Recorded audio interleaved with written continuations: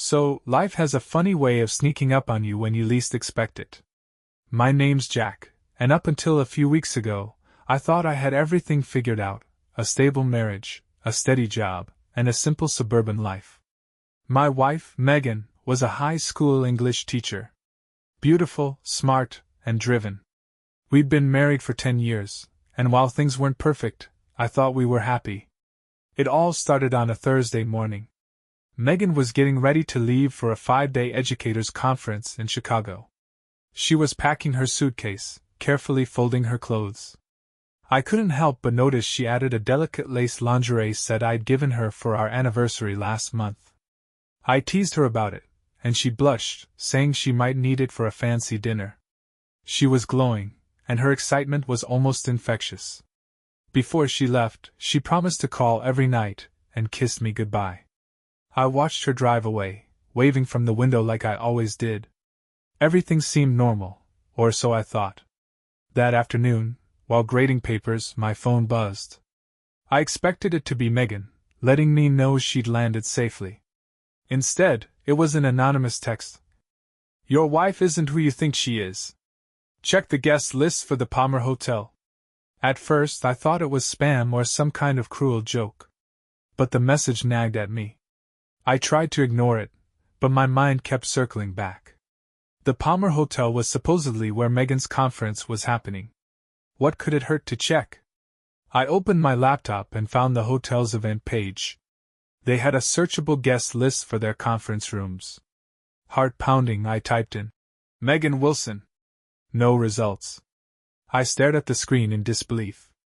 Maybe I spelled her name wrong? I tried again. Nothing. It didn't make sense. Megan wasn't the type to lie, or was she? My hands trembled as I checked our shared calendar. Her conference was clearly marked for the week, but under the event was a strange note. A&M Special Project. A&M? My stomach churned. That's when it hit me. Adam Reeves, the new PE teacher Megan had mentioned a few times. She said he'd been helping her with some special projects. I brushed it off back then. Now, it didn't seem so innocent. I told myself there had to be a logical explanation. But the seed of doubt had been planted, and it was spreading fast. I spent the rest of that afternoon trying to convince myself that I was overthinking everything. Megan had never given me a reason to doubt her, and it felt wrong to let a single anonymous message spiral into something bigger. Still, I couldn't shake the unease that had settled in my chest. That evening, Megan called just as she said she would. Her voice was cheerful, and she told me about her first day at the conference. How she attended some workshops and even networked with a few fellow teachers over dinner. "What about you?" she asked. "How's everything at home?" "Quiet," I replied, trying to keep my tone steady. "I miss you already." "I miss you too," she said softly, and for a moment, I almost believed everything was fine. But then I heard something faint in the background, a low murmur, like someone else was in the room. "Are you watching TV?"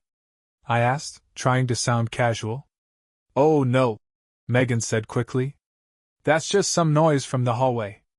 Hotel's pretty busy tonight." It felt like a reasonable explanation, but something about the way she said it made my stomach tighten. I didn't press further though. After we hung up, I sat on the couch, staring at my phone, torn between wanting to trust her and the nagging voice in my head urging me to dig deeper. The next morning, I woke up determined to let it go. I even managed to get through most of the day without dwelling on it. But then, curiosity got the better of me. I opened Megan's laptop, which she'd left behind, and logged in. We'd always shared passwords, and I told myself I wasn't crossing any lines. This was just about easing my mind. I started with her email. Nothing unusual at first: work-related correspondence, a few newsletters, and some spam. But then I saw an email thread with Adam Reeves. It wasn't labeled anything suspicious, just special project updates. I clicked it, my heart pounding. The emails seemed professional at first, details about planning some kind of student leadership retreat. But as I scrolled further, the tone started to change. "Thanks for last night," Adam had written in one email. I didn't know I needed that as much as I did. Megan's reply was short but telling. Me too. Let's be careful, though. I felt like I'd been punched in the gut. My first instinct was denial. Maybe I was misinterpreting things. Maybe last night referred to a harmless dinner or planning session. But deep down, I knew better. I spent the rest of the day obsessing over the emails, dissecting every word. By the time Megan called that night, I could barely keep my voice steady. She asked how my day had been, and I told her it was fine. I didn't confront her, not yet. Instead, I asked about the conference again, listening closely for any cracks in her story. She sounded convincing, laughing as she recounted a funny moment from a workshop. But now, every word she said felt like a calculated lie. When we hung up, I decided I needed proof. Real proof. Something I couldn't ignore or explain away. I pulled out my phone and started searching for private investigators in the area. If she was lying to me, I was going to find out. By the next morning, I had a plan. I'd hired a private investigator named Martin, an older guy with a gruff voice who sounded like he'd seen it all. I explained my suspicions in vague terms, careful not to come off as paranoid. He didn't ask many questions, just assured me he'd look into Megan's whereabouts and get back to me within a few days. I spent the rest of the day trying to keep busy, but every hour that passed felt like an eternity. Megan called again that night, as cheerful and chatty as ever, but I noticed little things I hadn't before: how she kept her answers about the conference vague, how her laugh sounded just a bit too forced. "Anything interesting happened today?" I asked, keeping my tone casual. "Oh, not much," she replied. "Just the usual workshops and seminars.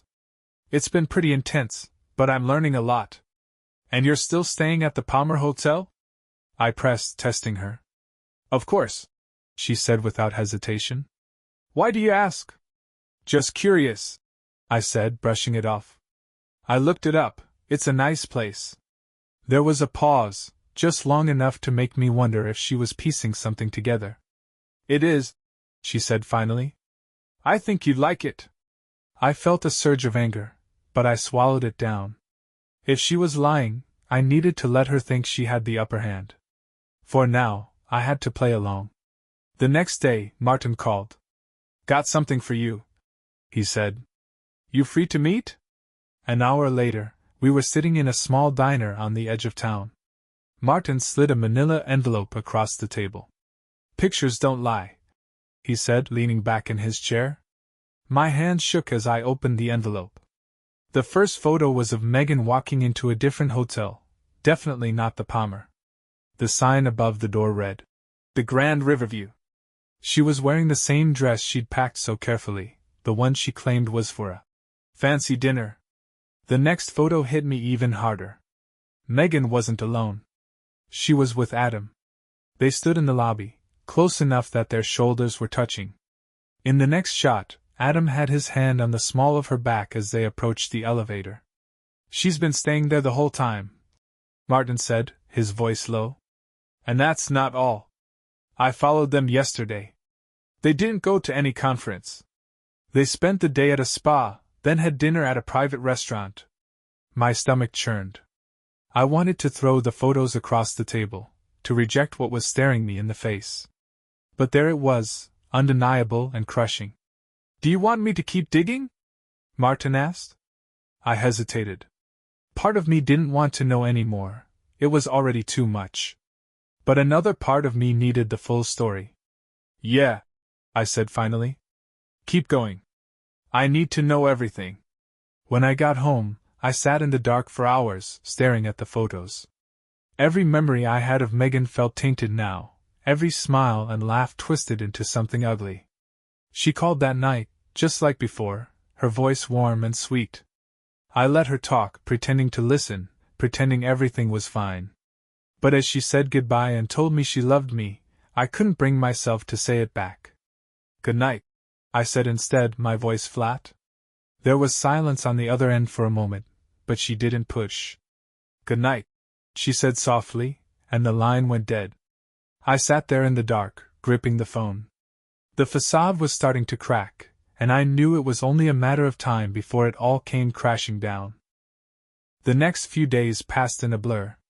I went through the motions at work, keeping my head down and pretending everything was fine. Megan called each night like clockwork, and I forced myself to sound normal, but inside, I was unraveling. Martin called me again on Thursday. "Got more for you," he said. "It's not pretty." We met at the same diner, but this time I felt like I was walking into a courtroom, bracing myself for a guilty verdict. Martin handed me another envelope, his face grim. I opened it slowly, like the weight of the truth might crush me if I moved too quickly. The photos were damning. Megan and Adam were at a rooftop bar, laughing over cocktails. In one shot, Adam had his arm draped around her shoulders. In another, they were kissing under the glow of the city lights. "She's not even trying to hide it," I said, my voice hollow. "She thinks you're in the dark," Martin replied. "And I hate to pile on, but I tailed them back to the hotel after that. They went straight to his room and didn't come out until morning." I felt like the ground had been ripped out from under me. It wasn't just the betrayal. It was the arrogance of it, the assumption that I'd never find out. "Anything else?" I asked, my voice tight. Martin nodded. "Yeah. I dug into the guy. Adam Reeves isn't just some colleague. He's been married for 6 years. His wife doesn't have a clue." I sat back in my chair, trying to process it all. Megan wasn't just risking our marriage, she was destroying another one in the process. "What do you want to do?" Martin asked. "I need to catch them," I said. "I need her to see me when she realizes the game is over." Martin nodded. "I can help with that. They're predictable, same routine every night. You could be in Chicago tomorrow and catch them red-handed." I hesitated. The idea of confronting her filled me with both dread and a sick sense of satisfaction. "Set it up," I said finally. The next morning, I packed an overnight bag and drove to Chicago. I didn't tell Megan I was coming, of course. Her nightly call came while I was halfway there, and I pulled over to answer it, my heart pounding. "Hey," she said, her voice bright. "How's your day been?" "Busy," I lied. Same old, same old. How about you?" "Oh, you know," she said with a laugh. "More workshops. I'm exhausted." I gritted my teeth. "I bet you are. What's that supposed to mean?" she asked, her tone suddenly wary. "Nothing," I said quickly. "I just mean it sounds like a lot." There was a long pause, and I could almost hear her trying to gauge if I suspected anything. Finally, she let out a soft laugh. "You're sweet. I'll call you tomorrow, okay?" "Sure," I said. "Talk to you then." When I arrived in Chicago, Martin was waiting for me outside the Grand Riverview. "They're in the bar," he said. "Same as last night." I followed him inside, my heart racing. The bar was dimly lit, with soft music playing in the background. It didn't take long to spot them. Megan and Adam were sitting in a corner booth, leaning close, their hands intertwined on the table. She was wearing the dress I'd teased her about when she packed it. I felt a surge of rage, but I forced myself to stay calm. Martin placed a hand on my shoulder. "You want to do this now, or wait until they go upstairs?" "No," I said through clenched teeth. I squared my shoulders and walked toward them, the world narrowing to just the two of them. Megan's back was to me, but Adam saw me first.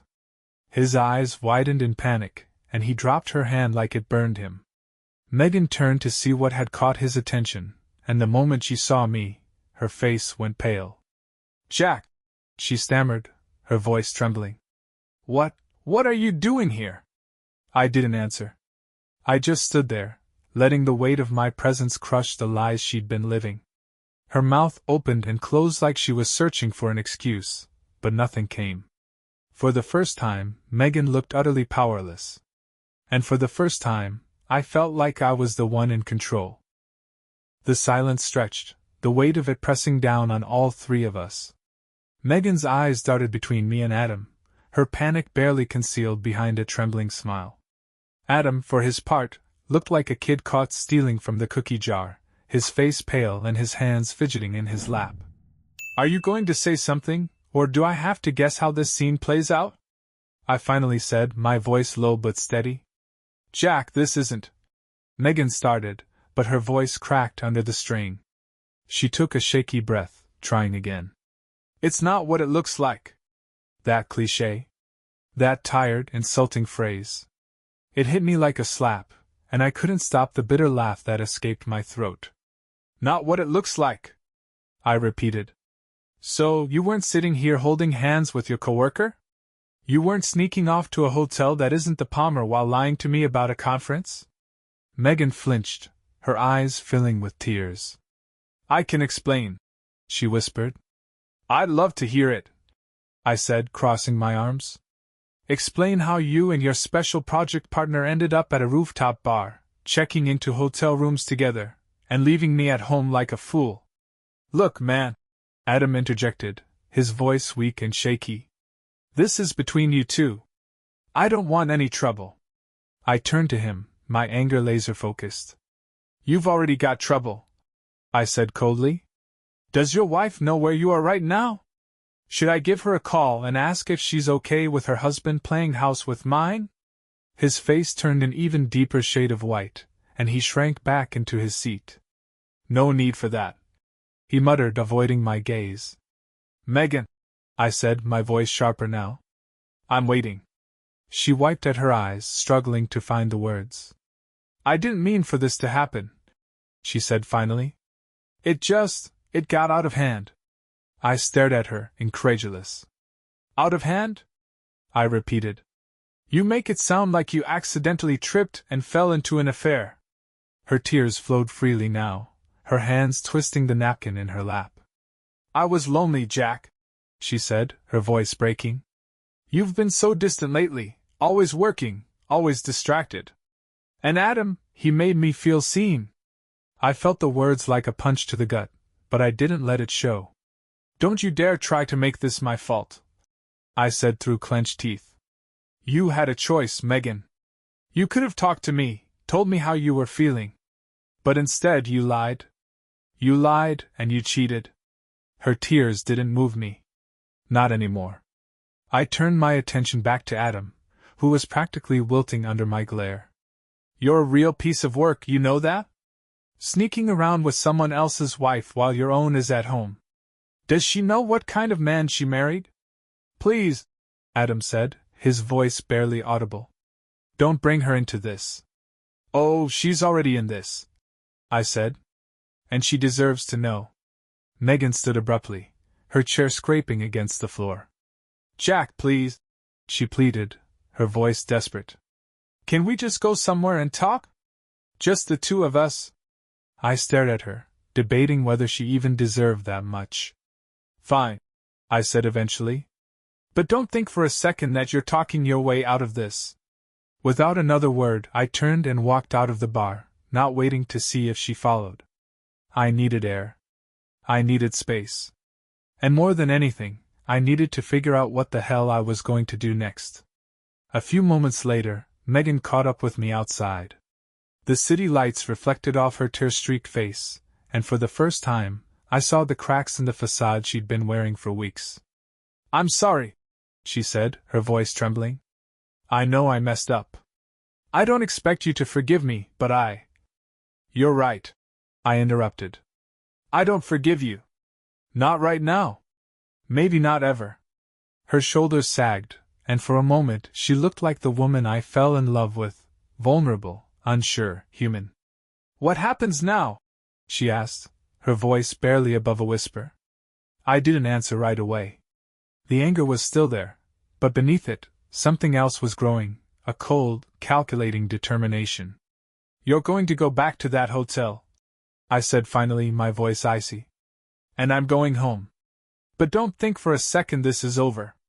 When I get back, we're having a very different conversation. And it won't just be words."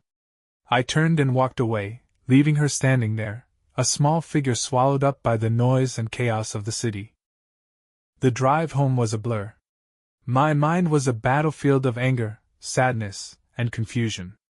Every memory I had of Megan played like a movie in my head, now tainted by the knowledge of her betrayal. The way she smiled at me on our wedding day. The late-night talks about our dreams for the future. The quiet moments of connection we shared when life felt too big. All of it felt like a lie. When I got home, the house was eerily quiet. The space that had always been filled with the sounds of our life, her laughter, the clinking of dishes, the hum of the TV, now felt empty, hollow.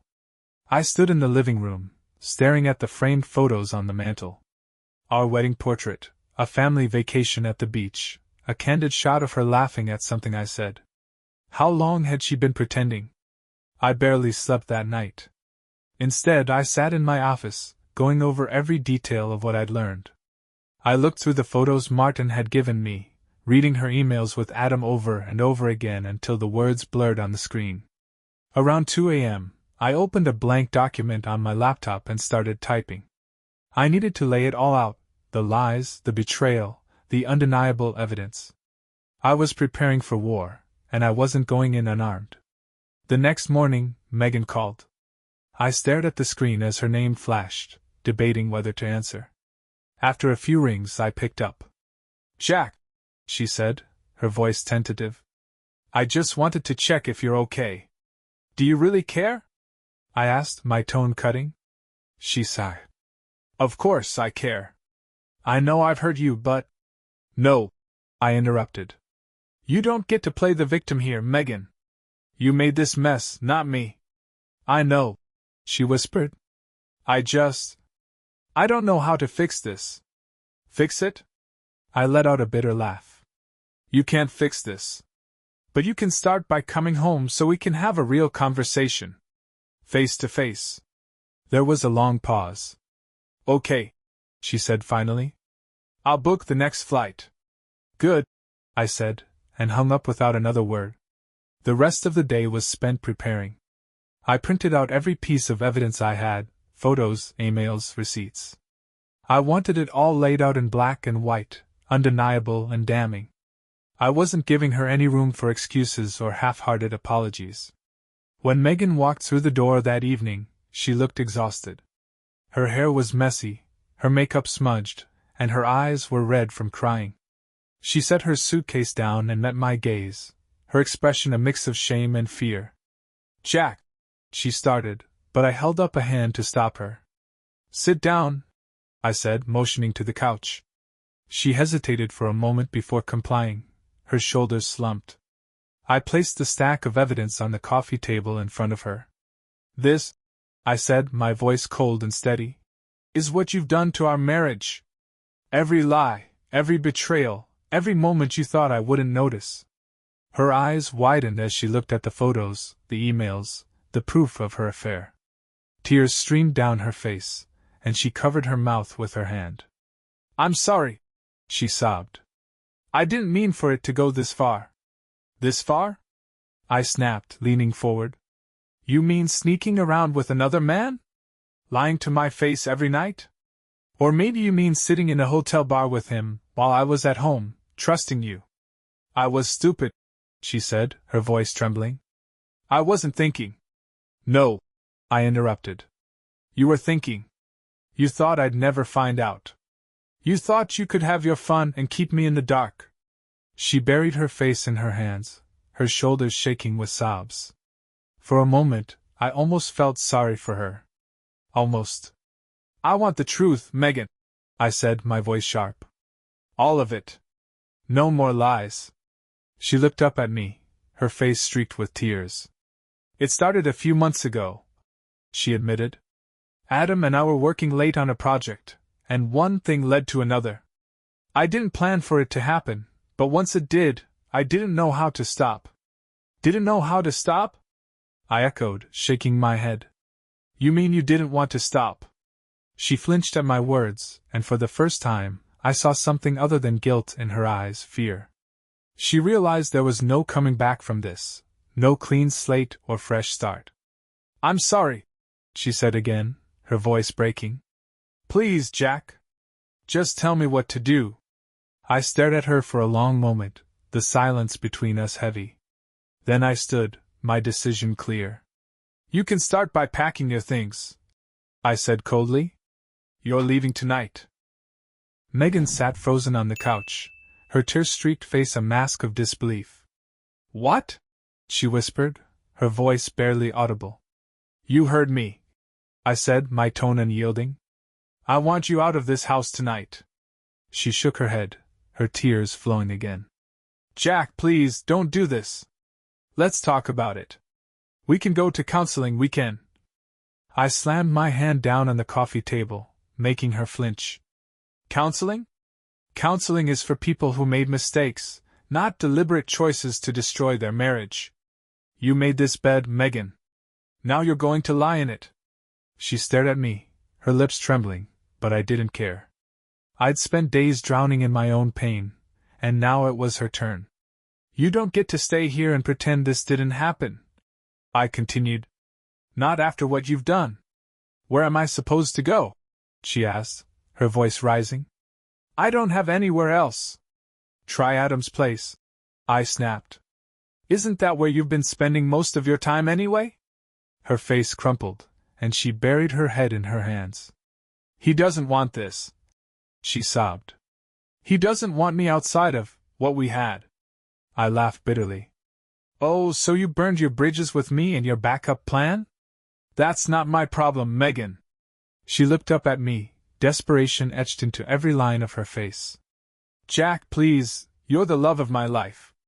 I don't want to lose you. I stared at her, my jaw tight. You lost me the second you decided I wasn't enough, I said, my voice hard. So stop pretending you care about what happens now. She opened her mouth to argue, but I held up a hand to stop her. Enough. I don't want to hear it. Pack a bag, and I'll give you until tomorrow to get the rest of your stuff. After that, you're out of my life for good. She sat there for a long moment, her breath hitching as she tried to form a response. When she realized I wasn't going to budge, she slowly rose from the couch and disappeared upstairs. I stood there, staring at the pile of evidence on the table, listening to the sounds of her moving around in the bedroom. It felt surreal, like watching someone else's life fall apart. A week ago, I couldn't have imagined any of this. I trusted her. I loved her.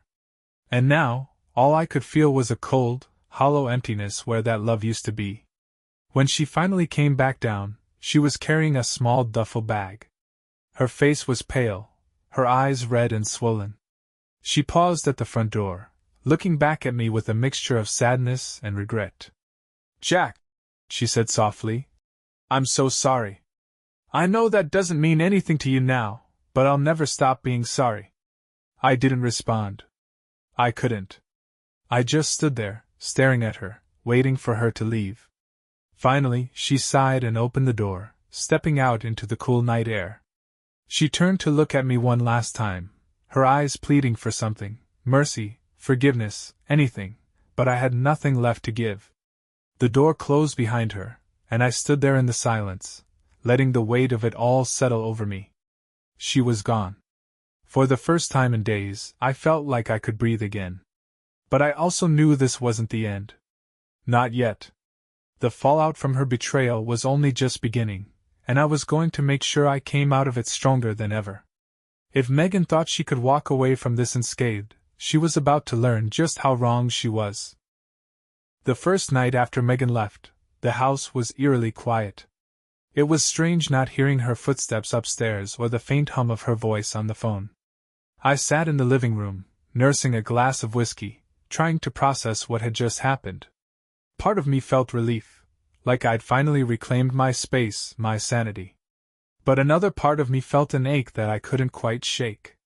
10 years of marriage doesn't just disappear overnight, no matter how badly it ends. The next morning, I woke up with a clear goal: protect what was mine. Megan had left, but that didn't mean she wouldn't try to complicate things. I wasn't about to let her blindside me in the divorce. I called Martin, the private investigator, and asked him to compile every scrap of evidence he'd gathered into a clean, concise report. I wanted something that would hold up in court if it came to that. Then I called a lawyer. Her name was Rachel Meyer, and she came highly recommended. Within minutes of explaining the situation, I could tell I was in good hands. Infidelity is a strong card to play in negotiations, she said, her voice calm and professional. Especially since you have documented proof. We can use this to secure a favorable settlement. That's what I want, I said. I don't care about the emotional side of this anymore. I just want to protect what I've built. We'll start with your assets, Rachel said. Do you share any major investments, properties, or accounts? I gave her a rundown of our finances, the house, a shared savings account, and a few minor investments. Megan had her own accounts, including an inheritance from her parents, which I'd never touched. Rachel assured me that as long as we approached this strategically, I'd walk away with my fair share, and maybe more. By the time I hung up, I felt a renewed sense of purpose. Megan might have torn our marriage apart, but I wasn't going to let her take everything else. That afternoon, I received a text from Megan. Megan, can we talk? Please. I stared at the message, debating whether to respond. Part of me wanted to hear what she had to say, to see if there was anything left of the person I used to know. But the stronger part of me knew it wouldn't change anything. There's nothing left to say. You made your choice. Now I'm making mine. She replied almost immediately. Megan, I know I hurt you. But this doesn't have to be the end for us. I still love you, Jack. I always have. I laughed bitterly. The audacity of it. Love doesn't look like what you did. Stop pretending it does. I didn't wait for her response. I blocked her number and sat back, letting the quiet wash over me. For the first time in days, I felt like I was starting to take control of my life again. That evening, Martin called. You're not going to believe this, he said. I kept an eye on Adam after Megan left your place. He's been staying out of sight, but I spotted him meeting with another woman today. Someone I think you'll find interesting. Who? I asked, my curiosity piqued. His wife, Martin said. They were sitting at a coffee shop, talking in hushed tones. She looked upset, but she wasn't yelling. My guess? He came clean to her. My mind raced. If Adam's wife knew, then Megan's carefully constructed story was falling apart on multiple fronts. It was almost poetic. Do you think she'd talk to me? I asked. She might, Martin said. It depends on how much she knows and how angry she is. I can reach out discreetly if you want. Do it, I said without hesitation. If she's willing to talk, I want to hear everything. As I hung up, I felt a flicker of something I hadn't felt in days, hope. Megan's betrayal might have broken me temporarily, but it was also revealing the cracks in her world. If she thought she could walk away from this unscathed, she was about to find out just how wrong she was. 2 days later, Martin called with an update. Adam's wife agreed to meet with you, he said. Her name's Lauren, and from the sound of it, she's just as angry as you are. Where and when? I asked, my voice steady but my pulse quickening. She suggested a neutral spot, Martin said. There's a coffee shop called the Corner Bean on Maple Street.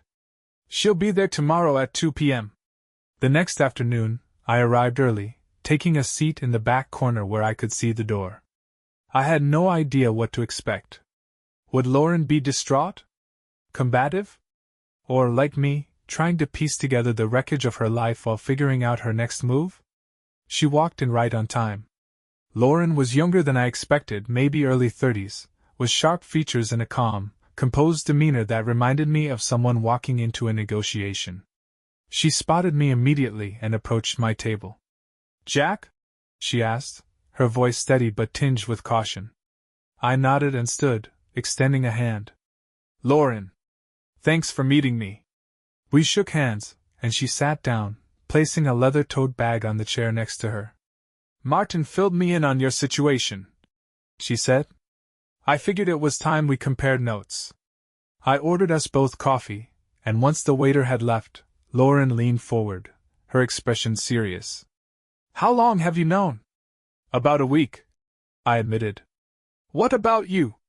A little over a month, she said, bitterness creeping into her tone. Adam's been acting weird for months, longer hours, always glued to his phone. When I confronted him, he denied everything. But eventually, I found the texts. I winced, knowing exactly how that felt. Did he admit to it? Not at first, Lauren said, her jaw tightening. He tried to gaslight me, telling me I was overreacting, that I didn't trust him. But the evidence was too obvious. He finally confessed when I told him I was considering hiring someone to follow him. Her honesty was refreshing, and I found myself relaxing slightly. We were in the same boat, two people blindsided by betrayal. What did he say about Megan? I asked. Lauren's eyes hardened. That she was different. That she understood him in a way I didn't. She let out a bitter laugh. It's funny, isn't it? How they always frame it like they're the victims, like we're the ones who push them to cheat. Classic deflection, I muttered. Lauren nodded, her fingers tightening around her coffee cup. Adam says it's over now, but I don't believe him. And even if it is, it doesn't erase what he did. I told him I'm filing for divorce. Good for you, I said. You deserve better. She smiled faintly, then reached into her tote bag and pulled out a folder. I brought these, she said, sliding it across the table. It's everything I have, texts, receipts, even a few photos. I opened the folder and scanned the contents. It was damning. The texts were graphic, filled with promises of stolen nights and shared fantasies. The receipts showed expensive dinners, spa appointments, and hotel stays, all under Adam's name. This is incredible, I said, glancing up at her. It lines up with everything I've found. I thought it might, Lauren said. Adam's a creature of habit. He probably didn't even bother to hide most of this because he thought I'd never look. We sat in silence for a moment, the weight of everything sinking in. Then Lauren leaned forward again. What's your plan, Jack? I hesitated. I'm still figuring that out. I've already started the legal process, and I'm using the evidence to protect myself in the divorce. But beyond that, I trailed off, unsure how to put my feelings into words. Well, if you want my advice, Lauren said, her voice firm, don't let Megan off easy. She made her bed, make sure she lies in it.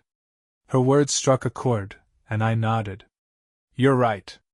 She doesn't get to walk away from this unscathed. We finished our coffee, exchanging a few more details before parting ways.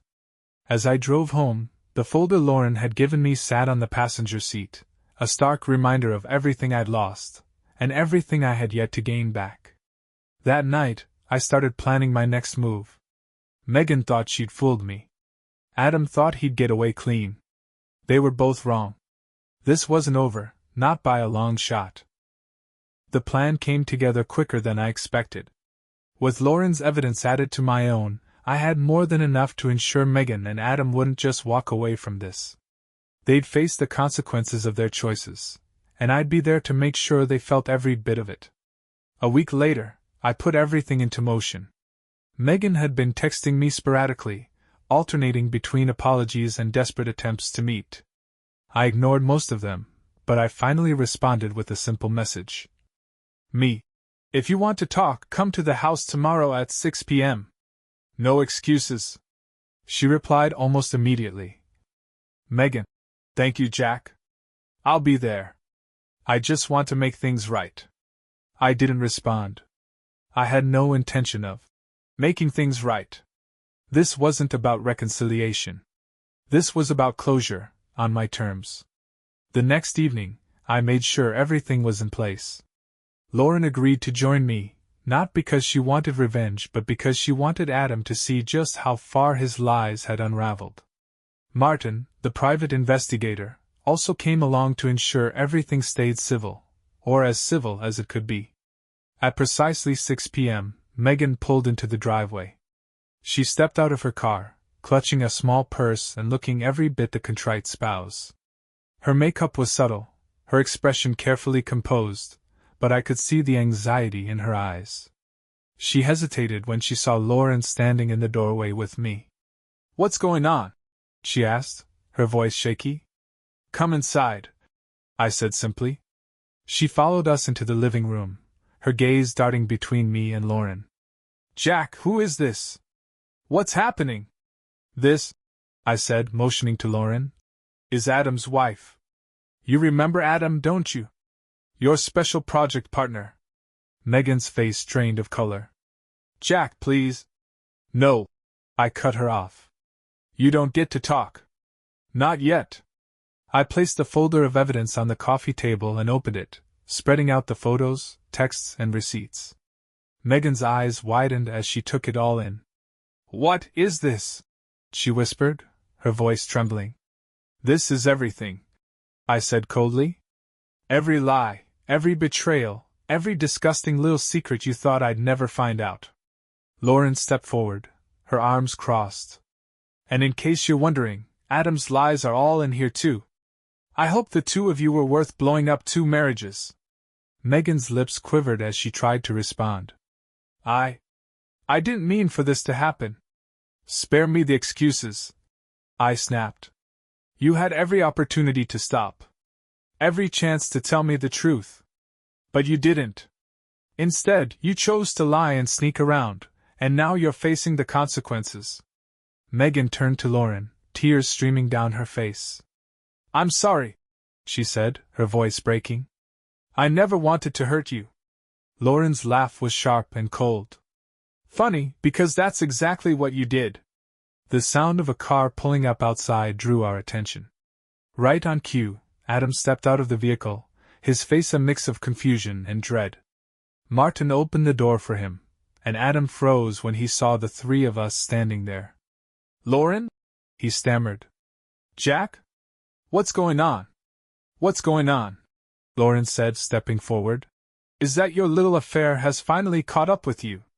Adam's eyes darted to Megan, who looked like she wanted to sink into the floor. "This isn't what it looks like," he started, but I cut him off with a bitter laugh. "You two love saying that, don't you? But guess what? It's exactly what it looks like." Adam looked at Lauren, his face pale. "We can talk about this, can't we?" Lauren shook her head. "There's nothing to talk about. I'm filing for divorce, and I'm taking everything I can." Megan turned to me, her eyes pleading. "Jack, please. I made a mistake, but we can work through this. I love you." I stared at her, my expression hard. "No, Megan. You don't love me. You love the idea of me, someone stable, reliable, predictable. But you threw all of that away. So here's what's going to happen. I'm filing for divorce too, and with the evidence I have, you're not getting a dime more than you're entitled to." Her tears fell harder now, but I felt nothing. No pity, no anger, just a strange sense of peace. I turned to Lauren and nodded. "We're done here." Lauren and I walked out, leaving Megan and Adam standing in the wreckage of their own making. Outside, the cool evening air felt like a breath of freedom. Lauren glanced at me, a faint smile on her lips. "Feels good, doesn't it?" I nodded. "It does." As I watched her drive away, I realized something. This wasn't just the end of my marriage. It was the beginning of something new, something better. For the first time in weeks, I felt hope. And that, I decided, was worth everything.